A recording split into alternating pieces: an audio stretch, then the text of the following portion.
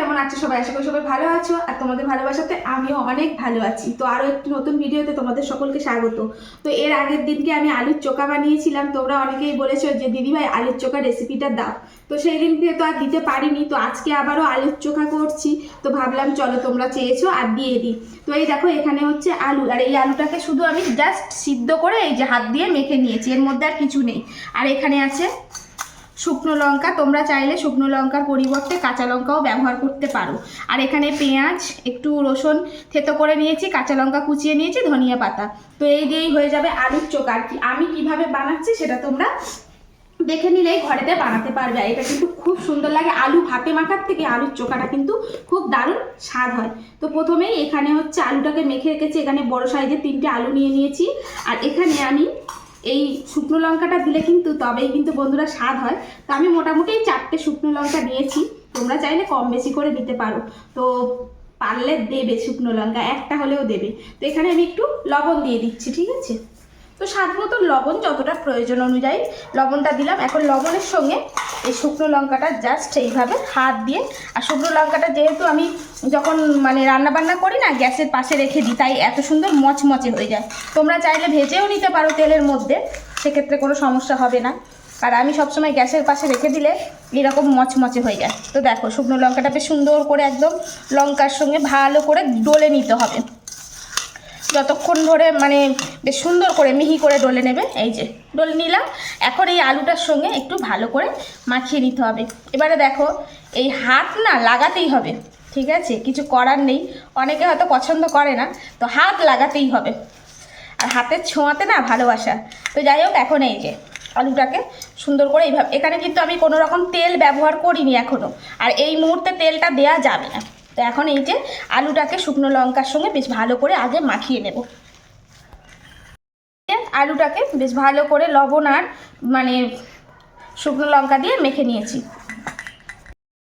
তো আলুটা এখানে মাখিয়ে নিয়েছি, আর এখন কড়াটা বসিয়ে দিয়েছি, আর কড়াটা হয়ে গেছে গরম। এখন এর মধ্যে দিয়ে দেব সরিষার তেল। তো যেহেতু আলুর চোখা করবো, একটু সামান্য বেশি তেল দিলাম। তো যারা তেল খাও তারা বলবে যে আমার তেলটা অনেকটাই কম, তো আমি এরকমই তেল, তাও আজকে একটু বেশি তেল দিয়েছি। তো এখানে তেলটা গরম হয়ে গেছে।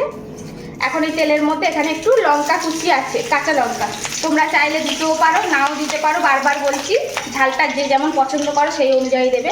আর এখানে আছে পেঁয়াজ কুচি, তো পেঁয়াজ কুচিটাও এর মধ্যে দিয়ে দিলাম। এটা কিন্তু খুব একটা লাল করে ভাজা যাবে না, ঠিক আছে? যে একদম লাল যেমন আমরা তরকারি করার সময় ভাজি ওরকম ভাজবো না, একটু জাস্ট হালকা হালকা করে ভাজবো। আর এখানে হচ্ছে রসুন ছেঁচা, তো এখানে একটুখানি রসুন নিয়েছি, ছোটো ছোটো রসুন 6-7 কোয়া, আর বড় রসুন হলে 4 কোয়া নিলেই হবে। তো রসুনটা কিন্তু আমি বাটি নিয়ে একটু ছেঁচে নিয়েছি। তো এখন এই রসুন পেঁয়াজ একসঙ্গে একটু ভালো করে হালকা করে ভাজবো, যে খুব লাল করবো তা নয় কিন্তু বন্ধুরা। এই যে মিনিট 3-এর মতন একটু নাড়িয়ে নেব। তো পেঁয়াজ আর রসুনটা একটু ভেজে নিলাম। তো দেখছো তো আমি কিন্তু এখানে লাল করিনি। আর এই পর্যায়ে তোমরা কিন্তু পারলে গোটা জিরেও দিতে পারো, পারলে বলতে তোমরা যদি চাও গোটা জিরে দিলেও কিন্তু বেশ সুন্দর স্বাদ হয়। তো আমি কিন্তু আজকে আর জিরেটা দিলাম না। আর এখন এই যে আলুটা মেখে রেখেছিলাম, তো আলু মাখার মধ্যে তো শুধু লবণ আর হচ্ছে লঙ্কা দিয়েছিলাম।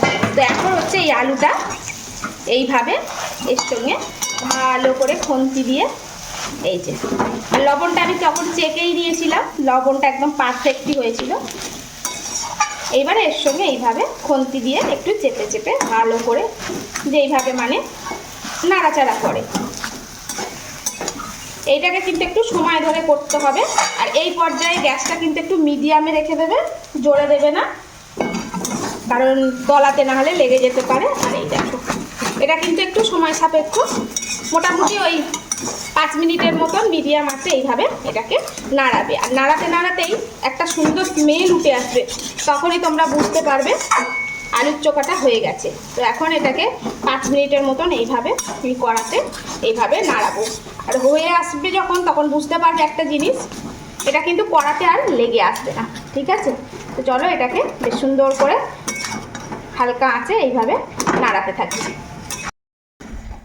তো এই যে আলুর চোখাটা কিন্তু একদম রেডি। আর এই দেখো কড়ার গায়ে কিন্তু আর লেগে ধরছে না, দেখো হচ্ছে একদম কিন্তু লেগে ধরছে না, একদম আলুর চোখা কিন্তু রেডি। আর এই শেষ পর্যায়ে একটু ধনিয়া পাতা, এটা কিন্তু পছন্দ অনুযায়ী দিতে পারো, যে দিতেই হবে এরকম কোনো মানে নেই, কিন্তু দিলে বেশ ভালোই লাগে। তো এখানে হয়ে গেছে আলুর চোখা।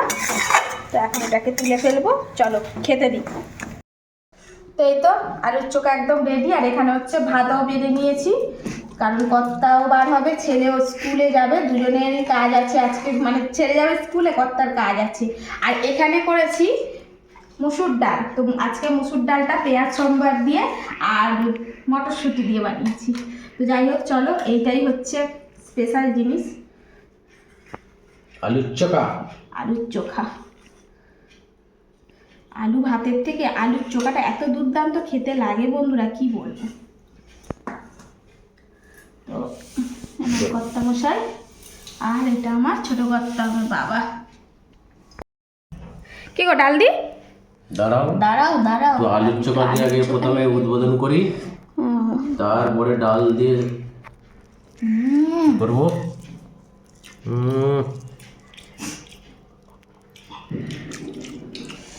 সেই স্বাদটা সেই। আলু মাখার থেকে আলুর চোখাটা বেশি ভালো লাগে, তাই না? তাই ভালো স্বাদ হয়েছে। কোনো অংশ কম না, গন্ধটা খুবই সুন্দর হয়েছে। এরকম করে আলুর চোখা করে, এই আলু দিয়েই তুমি পরোটা ভাজলেও আলুর পুর দিয়ে আরও দারুণ টেস্টি লাগে। আর এই আলু দিয়েই আলুর চপ ভাজতে হয়, তবেই হচ্ছে দোকানের মতন হয়। আলু ওই মেখে চপ করলে হয় না, এটাকে আলু এইভাবে চোখা করে নিতে হবে। এবার ডাল দেবো। এবার ডাল। তো চলো এবার ডালটা দিই। ভালো হয়েছে তো আলুর চোখা? তো অনেক অনেক বন্ধুরা বলে যে দিদিভাই আলুর চোখা রেসিপিটা দাও, তো ওই জন্য আজকে দিয়ে দিলাম। আর দেখছো তো কর্তা আর ছেলে কত খুশি। আমাদের এই আলু ভাতের থেকে না আলুর চোখা খেতে সবাই খুব ভালোবাসে, ঠিক আছে। আর আজকে হ্যাঁ আজকে করেছি মটরশুঁটি দিয়ে ডাল। মটরশুঁটিটা ছিল ছাড়ানো, তো ভাবলাম চলো ডালের মধ্যে দিয়ে দিই। তোমারটা দিই? নিশ্চয় নিশ্চয়। তবে মটরশুঁটি দিয়ে মুগের ডালটা বেশি ভালো হয় জানো, তো আজকে আমি হচ্ছে মুসুরির ডাল দিয়েই বানিয়েছি। চলবে চলবে। আর এখানে কিন্তু পেঁয়াজ সম্বর দিয়েছি। চলবে মানে দৌড়াবে। লেবুর রস নিংড়ে নি।